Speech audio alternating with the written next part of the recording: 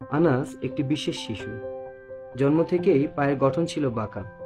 দেশের বড় বড় হাসপাতালে গিয়েছিল পরিবার, কিন্তু চিকিৎসা মেলেনি। বলা হয়েছিল শুধু ডিভাইসই ভরসা।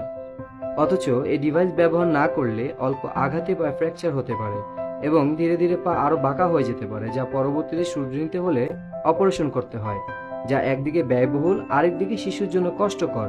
তাই সময় মতো সঠিক ডিভাইস সবচেয়ে সাশ্রয়ী ও আধুনিক কার্যকর সমাধান।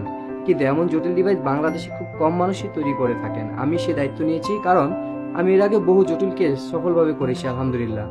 ডিভাইস তৈরি, মাপ নেওয়া, একাধিক ধাপে ফলো আপ, আর মাত্র 3 মাসেই বিশাল পরিবর্তন। দেখুন, আনাস এখন স্বাভাবিকভাবে হাঁটে, খেলে, এমনকি পড়লেও ডিভাইসটা খুলতে চায় না। তার পরিবার মানিকগঞ্জের প্রত্যন্ত অঞ্চল থেকে নিয়মিত ফলো আপে আসে। তাদের হাসি মুখ, আন্তরিকতা, ভালোবাসা, এগুলোই আমার মূল প্রেরণা। এমন অনেক আনাসের জীবন বদলে যেতে পারে যদি আপনি ভালোবাসা দিয়ে পাশে থাকেন কিংবা একটি শেয়ার করেন।